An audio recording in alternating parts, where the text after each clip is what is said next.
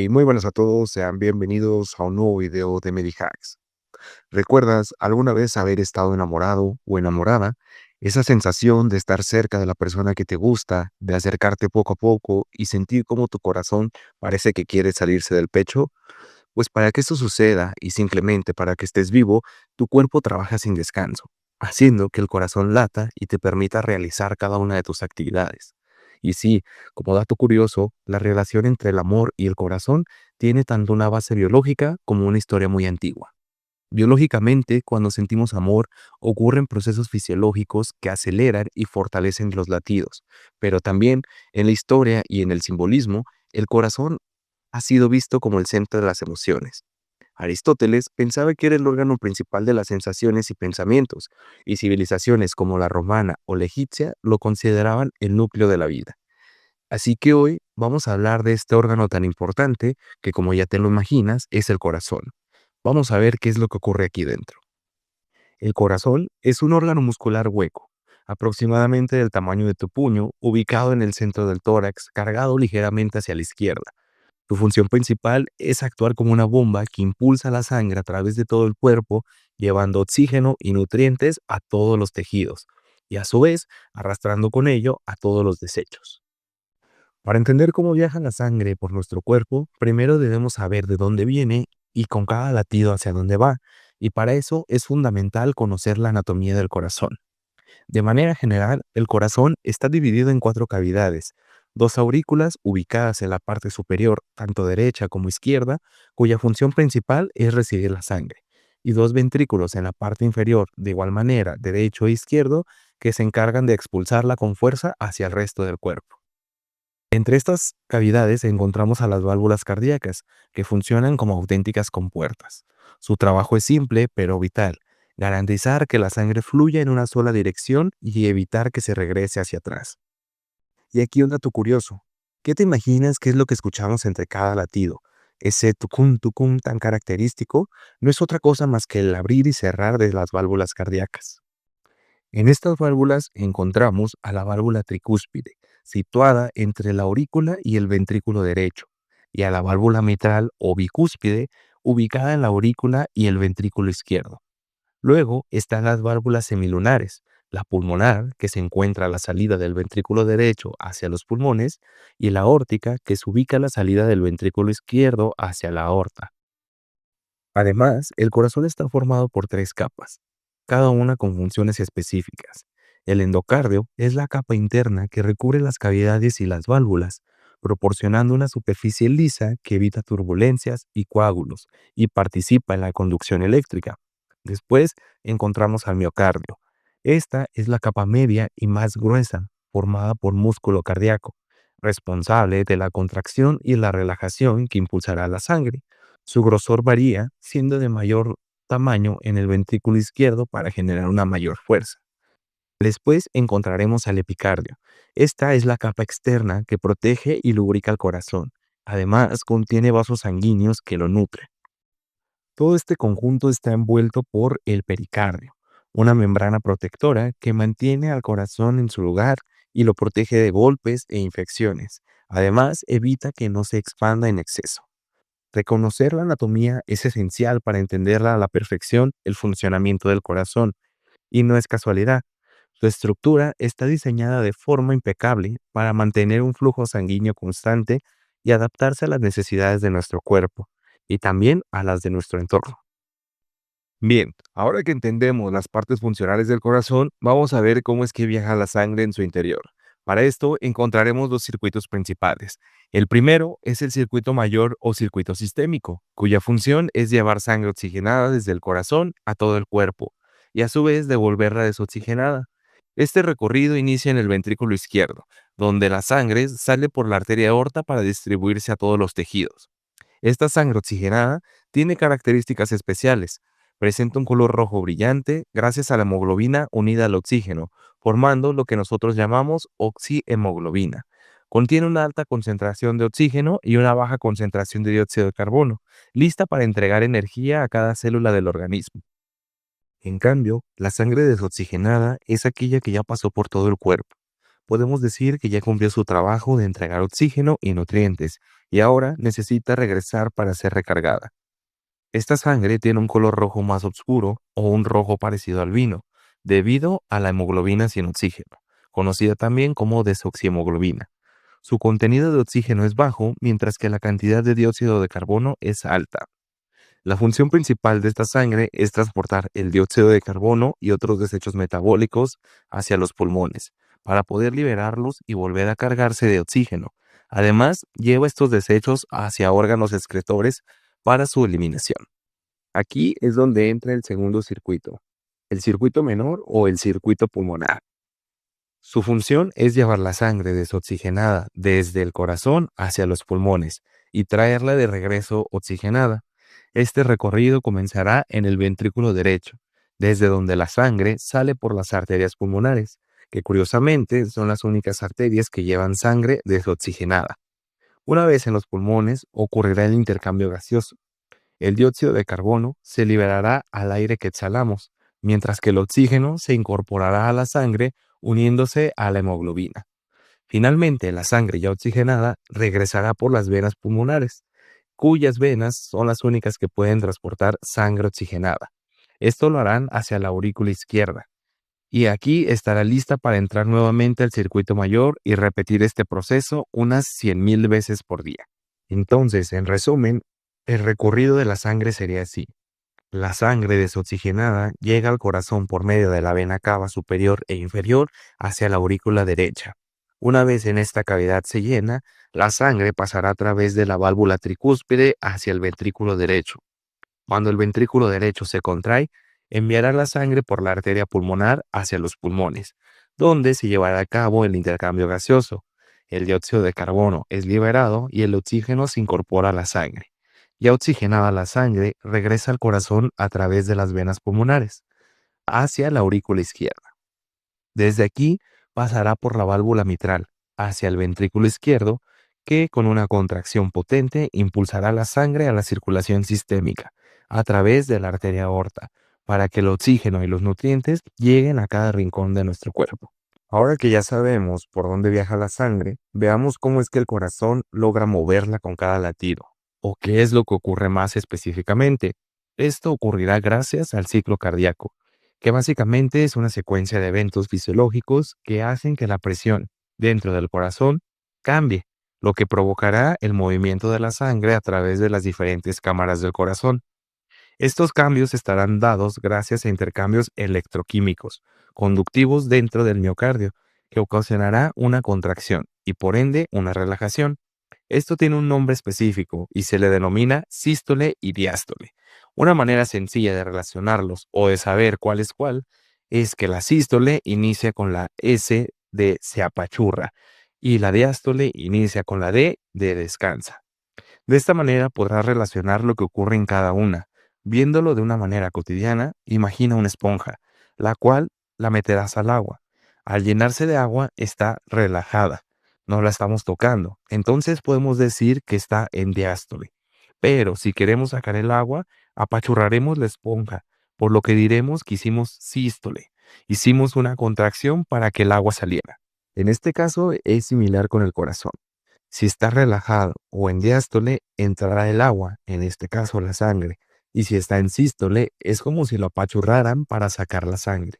Teniendo en mente esto, explicaremos las fases del ciclo cardíaco. Primero, encontraremos al llenado pasivo, que recordando el ejemplo de la esponja, si se está llenando de agua, estamos en diástole. Podemos denominarla como una diástole temprana. Esta es la primera fase, en donde los ventrículos se están llenando de sangre de forma pasiva con la sangre proveniente de las aurículas. ¿Qué es lo que ocurre aquí? Las válvulas auriculoventriculares, que son tanto la tricúspide como la mitral, están abiertas. Esto permite que la sangre baje de manera sencilla. Esto corresponde aproximadamente entre un 70 a un 80% del total de la sangre que está en el corazón. Hasta este momento no hay ninguna contracción. Bien, entonces tenemos que de manera natural o a forma de cascada, la sangre que estaba en las aurículas poco a poco caerá hacia los ventrículos, pero llegará un momento en donde quede un remanente o un residuo en las aurículas. por lo que éstas se contraerán para completar el llenado ventricular, en donde tendremos que el resto, que era aproximadamente un 20 un 30% de la sangre auricular, pasará hacia los ventrículos. Aquí alcanzaremos el volumen telediastólico, que es aproximadamente 120-130 mililitros. Aquí, si lo queremos comparar con algo, podemos decir que el tanque está lleno. El volumen telediastólico es la cantidad de sangre que hay al final de la diástole y podemos decir que los ventrículos estarán llenos. Ahora pasaremos a la contracción isovolumétrica. ¿Qué ocurre? Como los ventrículos están llenos y no cabe nada más, será momento de expulsar la sangre, por lo que el impulso eléctrico ocasionará que poco a poco el miocardio del ventrículo comience a contraerse. ¿Qué ocasiona esto? Pues bueno, es como cuando apachurras un globo. El aire va hacia el extremo que no está siendo presionado. Pues algo similar ocurrirá en el corazón. Este aumento de la presión hará que las válvulas mitral y tricúspide se cierren, ocasionando el primer ruido cardíaco. Ahora pasaremos a la eyección o sístole ventricular. Bueno, ¿qué es lo que pasa aquí? Conforme la sangre va llenando los ventrículos, hará que se aumente la presión y llegará un momento en donde será tanta y superará la presión de la aorta y de la arteria pulmonar, por lo que harán que las válvulas semilunares se abran, permitiendo así que la sangre salga disparada. Aquí recordemos que el volumen completo del ventrículo se llama volumen telediastólico, que recordamos que aproximadamente eran 120 mililitros. Este se arrojará a través de las arterias hasta llegar al volumen telesistólico. ¿Y qué es el volumen telesistólico? Podemos decir que es como un charquito que quedó dentro del ventrículo para que no quedara solo, que son aproximadamente entre 50 y 60 mililitros. Es lo que quedó después de que se apachurró. Y dirás, oye, ¿pero por qué quedó un charquito o una reserva? Pues bueno, esto ocurre principalmente por distintos procesos. Por ejemplo, la contracción no es 100% eficiente. Pese a que el ventrículo pone toda su fuerza, el corazón es muy listo y le pone un límite para que no colapse y gracias a esto quedará un volumen de reserva. Además, es una reserva funcional. Si en su momento se llegara a necesitar más sangre, por ejemplo, al correr, el corazón se contraerá más fuerte y rápido, haciendo que este volumen residual entre en circulación. Es como tener una reserva de gasolina por si necesitaras acelerar de golpe. En este momento también comienzan a llenarse las aurículas nuevamente, ya que las válvulas auriculoventriculares están cerradas. Ahora pasaremos a la relajación isovolumétrica. ¿Aquí qué ocurre? Pues bueno, ya pasó el apretón, por así decirlo, y comenzará la relajación. La presión de los ventrículos caerá rápidamente. Esto ocasionará que las válvulas aórtica y pulmonar se cierren, porque la presión de las arterias es mayor. Al cerrarse, escucharemos el segundo ruido característico del corazón, iniciando así un nuevo ciclo. El resumen, con los volúmenes, ya que en ocasiones hay una confusión o nos revolvemos. El volumen telediastólico es el máximo que tiene el ventrículo antes de contraerse, que recordemos que es aproximadamente de 120 mililitros. Después encontramos al volumen telesistólico, que es lo que queda después de la eyección. Era ese charquito que quedaba dentro del ventrículo, que aproximadamente eran entre 50 y 60 mililitros. Y después tenemos a la fracción de eyección, que es el porcentaje de la sangre expulsada. Es un indicador importante de la eficiencia del corazón que normalmente ronda entre el 55 y 70%. Ahora quizás te preguntarás, bueno, sí, existe la contracción y se expulsa la sangre y todo eso, pero ¿por qué? Ya sé que el corazón lleva un ritmo constante. Pues bueno, el corazón no necesita que el cerebro le diga late en cada momento, sino que tiene su propio sistema eléctrico especializado que generará y conducirá impulsos. Este sistema es el que marcará el ritmo y la secuencia de contracción, asegurando que la sangre fluya de manera correcta. Veamos qué lo conforma y qué es lo que ocurre en cada una de ellas. Al primero que encontraremos es el nódulo sinusal, que se localiza en la pared superior de la aurícula derecha, muy cerca de la desembocadura de la vena cava superior. Su función es fundamental, ya que es el marcapasos natural del corazón, el maestro de ceremonias, que coordinará el inicio de cada latido. En este nódulo se generará el impulso eléctrico de forma automática. gracias a la despolarización espontánea de sus células. Esto ocurrirá principalmente por cambios en el potencial de membrana, producidos por la entrada lenta y constante de iones de sodio y de calcio, junto con la salida de potasio. Cuando alcanza al umbral, se producirá un potencial de acción que se propagará por las aurículas, provocando su contracción y ayudando a llenar a los ventrículos antes de que estos se contraigan. El nódulo sinusal marca normalmente un ritmo de 60 a 100 latidos por minuto en condiciones de reposo. Su velocidad de conducción es relativamente lenta, alrededor de 0.05 metros sobre segundos, lo que permite que el impulso se propague de forma ordenada antes de llegar al nódulo atrioventricular. Después encontraremos a un conjunto de fibras especializadas que se comunicarán con el nódulo atrioventricular. Estas fibras son las fibras internodales. Estas formarán tres vías principales, anterior, media y posterior, que llevarán el impulso eléctrico desde el nódulo sinusal hasta el nódulo atrioventricular. Primero encontraremos al fascículo anterior. Esta incluye una rama muy importante llamada haz de Bachmann, que cruzará hacia la aurícula izquierda para asegurar que ambas aurículas se contraigan casi al mismo tiempo. De este mismo fascículo también hay una ramificación que conduce el impulso hacia el nódulo atrioventricular. También encontraremos al fascículo medio o de Weckenbach y al fascículo posterior o de Torel, que estos conectarán de manera directa el nódulo sinusal con el nódulo atrioventricular. La función principal de estas fibras es garantizar una conducción rápida y coordinada, permitiendo que las aurículas terminen de contraerse antes que inicie la contracción ventricular. Su velocidad de conducción es de aproximadamente 1 metro sobre segundo, lo que favorece la sincronización auricular y ventricular. Después encontraremos al nódulo auriculoventricular. Este se ubica en la parte inferior del tabique intraauricular, cerca del anillo de la válvula tricúspide. Su función principal es actuar como un semáforo en rojo, ya que retardará el paso del impulso eléctrico antes de que llegue a los ventrículos. Este retraso permite que las aurículas terminen de contraerse y que los ventrículos se llenen correctamente antes de iniciar su contracción. ¿Y cuánto lo retrasa? Lo hace aproximadamente 0.1 segundos y conduce de manera lenta a 0.05 metros sobre segundo, ya que sus fibras son más delgadas y tienen menos uniones celulares. Además, el nódulo atrioventricular puede funcionar como un marcapasos secundario o de reserva. Si el nódulo sinusal falla, el nódulo atrioventricular puede generar impulsos por sí mismo, aunque a una frecuencia más lenta, aproximadamente de 40 a 60 latidos por minuto. Después encontraremos unas ramificaciones llamadas haz de His.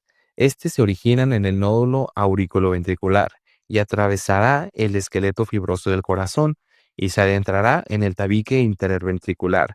Su función es fundamental, ya que es la única vía eléctrica normal que conectará las aurículas con los ventrículos. Desde el haz de His, el impulso se divide en dos ramas, la rama izquierda y la rama derecha, que se dirigen a cada ventrículo de manera correspondiente.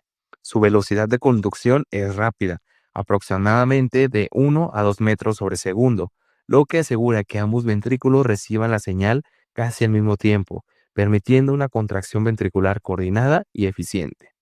Después encontraremos a las fibras de Purkinje. Estas forman una red que se origina en las ramas del haz de His y recorrerá al endocardio de ambos ventrículos.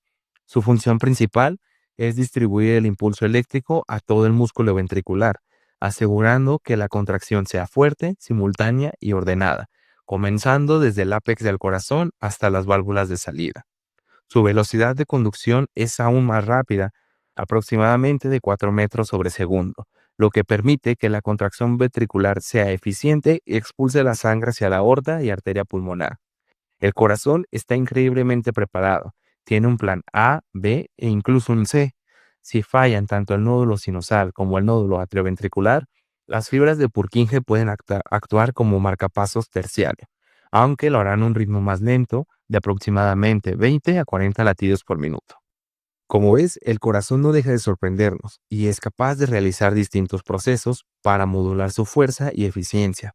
Para entender esto, es importante conocer algunos principios y conceptos clave, empezando por la ley de Frank Starling. Esta ley nos dice que el corazón puede adaptar la fuerza de contracción a la cantidad de sangre que recibe. Cuando el llenado ventricular aumenta, las fibras musculares se estirarán más, lo que generará un mayor volumen sistólico. En otras palabras, entre más sangre entra, más sangre sale, manteniendo un equilibrio entre las aurículas y los ventrículos. Un ejemplo sencillo que ayuda a comprenderlo es, imaginas que tienes una liga en la mano y quieres lanzarla lo más lejos posible. ¿Qué te dirá tu mente? Que en cuanto más estires la liga, más fuerza tendrá y más lejos llegará.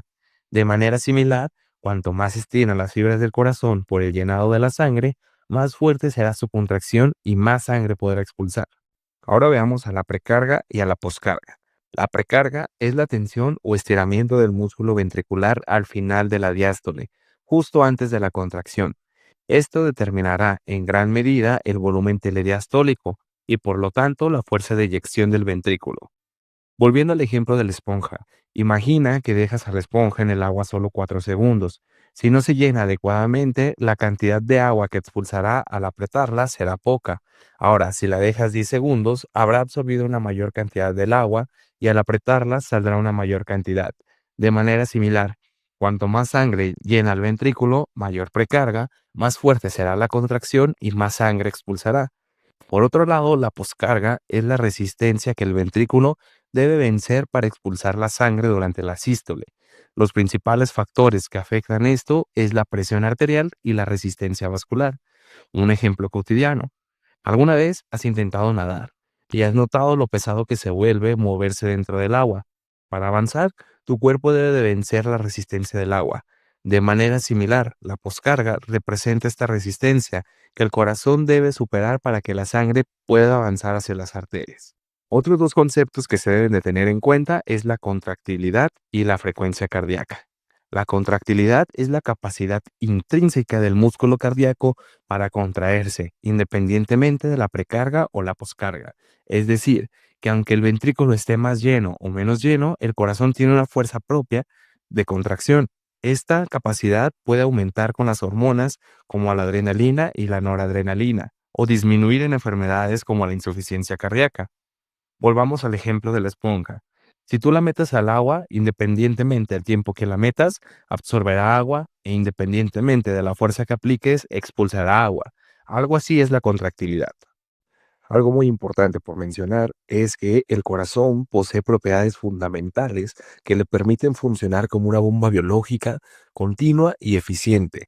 Estas propiedades son distintas y en estas mismas encontramos a la contractibilidad. Entre ellas también vamos a encontrar a la conductibilidad, al automatismo, a la excitabilidad y a la relajación. Estas son propiedades únicas del corazón que hace que funcione adecuadamente. La frecuencia cardíaca es simplemente el número de latidos por minuto. Es un factor clave porque en general a mayor frecuencia mayor puede ser el gasto cardíaco, ya que el corazón expulsa sangre más veces por minuto. Sin embargo, esto tiene un límite. Si la frecuencia es demasiado alta, como en una taquicardia, los ventrículos no alcanzarán a llenarse bien durante la diástole. Como resultado, aunque el corazón lata más rápido, expulsará menos sangre por contracción, reduciendo la eficiencia de la eyección. Esto determinará ciertas situaciones en donde el corazón hará distintos procesos para autorregularse y hacer las cosas como debe de ser. Ahora veamos la regulación del gasto cardíaco. ¿Y qué es el gasto cardíaco? Pues bueno, esto es la cantidad de sangre que el corazón expulsará por minuto. Para esto hay una fórmula que determina cuánto es el gasto cardíaco en promedio, y es el volumen sistólico por la frecuencia cardíaca. Sabemos que el volumen sistólico en promedio es de 70 mililitros por latido, y sabemos que la frecuencia cardíaca va de 60 a 100, pero en promedio rondará unos 70 latidos por minuto, por lo que sustituyendo valores tendremos que 70 mililitros por latido a 70 latidos por minuto nos da un promedio del gasto cardíaco de 4.900 mililitros, aproximadamente 5 litros de sangre por minuto. Esta es la cantidad de sangre que bombea tu corazón. Y claro, esto puede cambiar y habrán factores que determinen, como el volumen sistólico, el cual dependerá de lo que mencionábamos anteriormente, la precarga, que era el llenado total ventricular, la contractilidad, que es la fuerza de contracción del miocardio, y la poscarga, que recordemos que era la resistencia que se enfrenta al corazón para eyectar la sangre. Además, la frecuencia cardíaca, entre mayor frecuencia, Dentro de los valores normales, tomando como límite 100, tendremos que el gasto cardíaco aumentará. Pero ¿siempre ocurrirá esto? Como lo veíamos anteriormente, no. Si hay un aumento excesivo, arriba de 150, 180 latidos por minuto, esto ocasionará que la diástole se acorte mucho, por lo que habrá menos llenado ventricular, menos precarga y menos volumen, por lo que ocasionará que el gasto cardíaco disminuya. Y si esto pasa, ¿qué ocasiona? Pues bueno, el corazón, como hemos visto, es muy independiente y tiene diversos mecanismos para regularse y adaptarse a las necesidades del cuerpo. Para esto se ayudará del sistema nervioso autónomo, las hormonas y diversos factores hemodinámicos. El sistema nervioso autónomo modulará la actividad del corazón mediante sus dos componentes. Por una parte, el sistema nervioso simpático, el cual aumentará la fuerza cardíaca, incrementará la fuerza de contracción y por ende hará que la contracción sea más potente. Esto ocurre, por ejemplo, cuando estás en una situación de riesgo, de peligro, o simplemente cuando realizas ejercicio. Tu cerebro enviará una señal, lo cual determinará que tu corazón envíe más sangre para prepararse para lo que está realizando, ya sea huir, luchar o simplemente hacer ejercicio. Por otra parte, el sistema parasimpático se encarga de disminuir la frecuencia cardíaca, especialmente cuando estamos en reposo. Su efecto principal se ejerce a través del nervio vago, que actúa enlenteciendo al nódulo sinusal. Por eso existen las llamadas maniobras vagales, que buscan estimular el nervio para frenar la frecuencia del corazón. En términos fisiológicos, la estimulación vagal aumenta la liberación de acetilcolina sobre el nódulo sinusal y el nódulo atrioventricular. La acetilcolina favorece la salida de potasio de las células cardíacas, lo que hiperpolariza la membrana y retrasa la despolarización, haciendo que el potencial de acción tarde más en alcanzarse. El resultado es una disminución de la frecuencia cardíaca y una conducción más lenta. Algunos ejemplos de maniobras vagales son la maniobra de Valsalva, el masaje del seno carotídeo y aplicar agua fría en la cara. Otro mecanismo de regulación importante son las hormonas, principalmente la adrenalina y la noradrenalina, que aumentarán la frecuencia y la fuerza de contracción, potenciando así la acción del sistema simpático. Esto ocurre, por ejemplo, en situaciones de estrés, ejercicio intenso o emergencia, cuando el cuerpo necesita bombear más sangre y oxígeno rápidamente. Y por último, encontramos a los factores hemodinámicos. Si la presión arterial es elevada, el corazón debe trabajar con más fuerza para vencer esta resistencia y enviar la sangre hacia la circulación. El retorno venoso también influye. Mientras más sangre regresa al corazón, mayor será el estiramiento de los ventrículos, es decir, habrá una mayor precarga. Y según la ley de Frank Starling, más fuerte será la contracción y mayor el gasto cardíaco. Como ves, el corazón es un órgano increíble. Es capaz de realizar distintos procesos fascinantes, además de ser vital para la vida. Siempre lo hemos relacionado con sentimientos y emociones, así que es fundamental cuidarlo porque desde antes de que nacieras ya estaba latiendo sin descanso para mantenerte con vida. Espero que este video te haya ayudado a comprender mejor cómo funciona tu corazón.